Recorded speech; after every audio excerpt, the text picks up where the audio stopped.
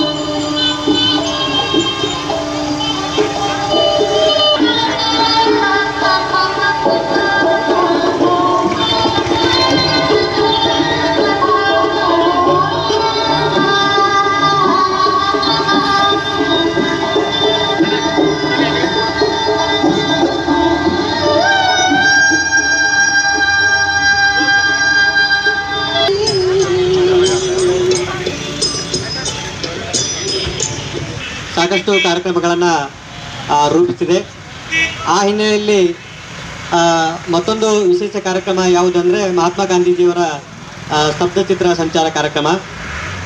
ಈ ಒಂದು ಕಾರ್ಯಕ್ರಮವು ಅಕ್ಟೋಬರ್ 2ರಂದು ಮಾನ್ಯ ಮುಖ್ಯಮಂತ್ರಿಗಳು ಬೆಂಗಳೂರಲ್ಲಿ ಚಾಲನೆ ನೀಡಿ ಅದಾದ ಬಳಿಕ ಸುಮಾರು 8 ಜಿಲ್ಲೆಗಳಲ್ಲಿ ಸಂಚರಿಸಿ ಇವತ್ತು ಸ್ತಬ್ಧಚಿತ್ರ ನಮ್ಮ ಬೀದರ್ ಜಿಲ್ಲೆಗೆ ಆಗಮಿಸಿದೆ.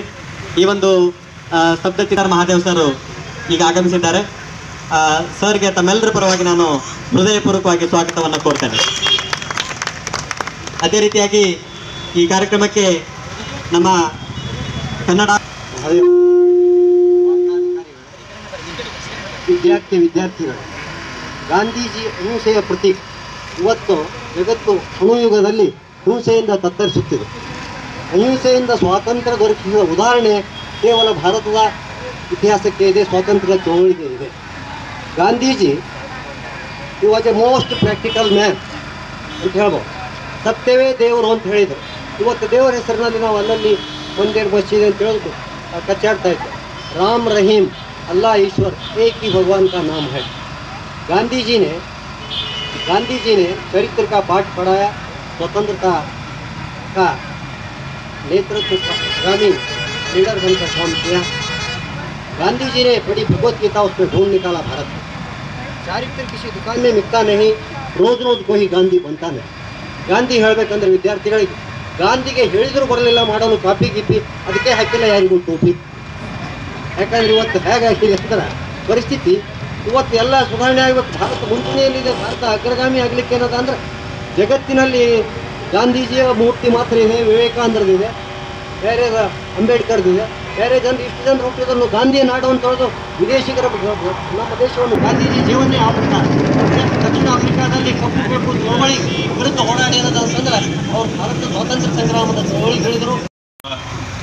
ಪುತ್ಥಳಿಯನ್ನು ಬರಮಾಡಿಕೊಳ್ಳಲಿಕ್ಕೆ ಇಲ್ಲಿ ಹಾಜರಿರುವ ಎಲ್ಲ ಇದನ್ನ ಶಾಸಕರಿಗೆ ಅಣ್ಣ ತಮ್ಮಂದಿರೆ,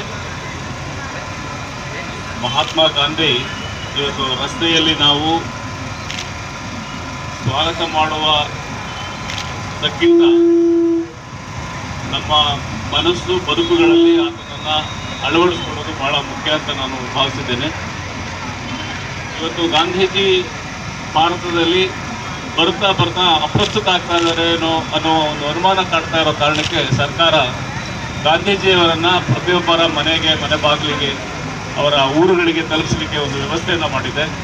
ಆ ಕಾರ್ಯದ ಅಂಗವಾಗಿ ಇವತ್ತು ಮಹಾತ್ಮ ಗಾಂಧಿಯವರ ಪುತ್ಥಳಿ ನಮ್ಮ ಬೀದರ್ನ ಶರಣರ ನಾಡಿಗೆ ಎಲ್ಲ ಧರ್ಮಗಳ ಸಂಗಮವಾದ ಈ ಬೀದರ್ಗೆ ಬಂದಿದೆ. ಅದಕ್ಕೆ ನಮಗೆ ಅತ್ಯಂತ ಸಂತೋಷವನ್ನು ತಂದಿದೆ. ಈ ಪುತ್ಥಳಿಯನ್ನು ಸ್ವಾಗತಿಸಲಿಕ್ಕೆ ನಾವೆಲ್ಲ ಇಲ್ಲಿ ನಡೆದಿದ್ದೇವೆ. ಅದು ಅತ್ಯಂತ ಸಂತೋಷದ ವಿಚಾರ. ಈ ಮೂಲಕ ಮಹಾತ್ಮ ಗಾಂಧಿಯವರ ಬದುಕೇ ಏನು ಒಂದು ಮೆಸೇಜ್ ಆಗಿದೆ. ಅವರ ಬದುಕೇ ಒಂದು ವಿಶೇಷವಾದಂತಹ ಮೆಸೇಜ್ ಆಗಿದೆ. ಅದನ್ನು ಜನರು ಅರ್ಥ ಮಾಡ್ಕೊಳ್ಳಿಕ್ಕೆ, ಅದು ಅನುವು ಮಾಡಿಕೊಳ್ಳಿ ಅಂತೇಳಿ ಆಶಿಸ್ತಾ ತಾವೆಲ್ಲ ಇಲ್ಲಿ ಬಂದಿದ್ದಕ್ಕೆ ತಮಗೆ ಧನ್ಯವಾದಗಳನ್ನ ಅರ್ಪಿಸಿ ನನ್ನ ಮಾತುಗಳನ್ನು ಮುಗಿಸ್ತೇನೆ. ಜೈ ಹಿಂದ್, ಜೈ ಕನ್ನಡ.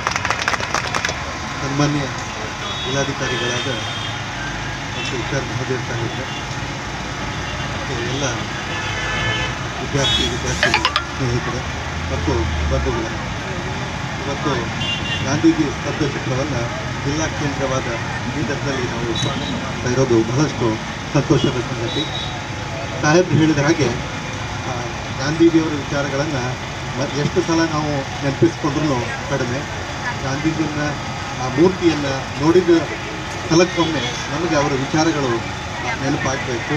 ಒಂದು ವಿಚಾರ ನಾವೆಲ್ಲರೂ, ನಾನು ಎಸ್ಪೆಷಲಿ ಇಲ್ಲಿ ವಿದ್ಯಾರ್ಥಿಗಳೇನಿದ್ದಾರೆ ಅವರಿಗೆ ಹೇಳಲಿಕ್ಕೆ ಇಷ್ಟಪಡ್ತೇನೆ. ಭಾಳ ಸಲ ನಾವು ಸಮಾಜ ಹೀಗಿದೆ, ಸಮಾಜ ಹಾಗಿದೆ, ವ್ಯವಸ್ಥೆ ಹೀಗಿದೆ ಅಂತ ಬರೀ ವ್ಯವಸ್ಥೆಯನ್ನು ನಾವು ದೂರ್ತೇವೆ. ಇದು ಸರಿ ಇಲ್ಲ, ವ್ಯವಸ್ಥೆ ಸರಿ ಇಲ್ಲ, ಸಮಾಜ ಸರಿ ಇಲ್ಲ, ಸರ್ಕಾರ ಸರಿ ಇಲ್ಲ ಅಂಥೇಳಿ. ಹಾಗೆ ಮಾಡೋದಕ್ಕಿಂತ be the change you want to see in others ಅಂತ ಹೇಳ್ತಾರೆ. ಹೌದಾ? ಉಳಿದವರಲ್ಲಿ, ವ್ಯವಸ್ಥೆಯಲ್ಲಿ ನೀವು ಕಾಣಬೇಕಾದಂತಹ ಬದಲಾವಣೆ ನಿಮ್ಮಿಂದಲೇ ಆಗಬೇಕು.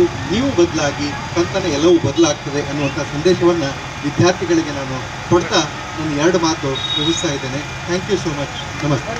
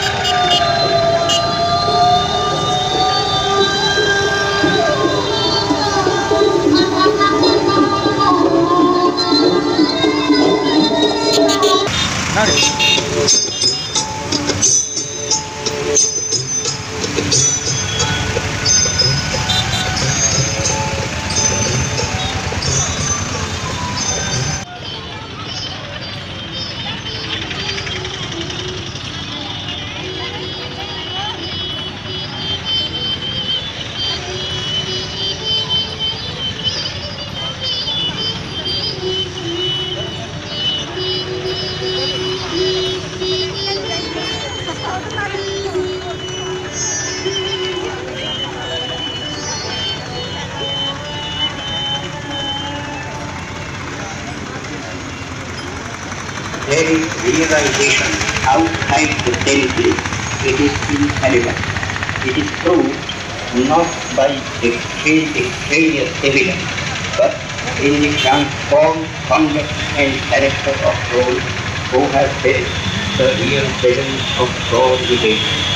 Such testimony is to be found in the experiences of an unbroken line of prophets and sages in all centuries and times. To witness this evidence is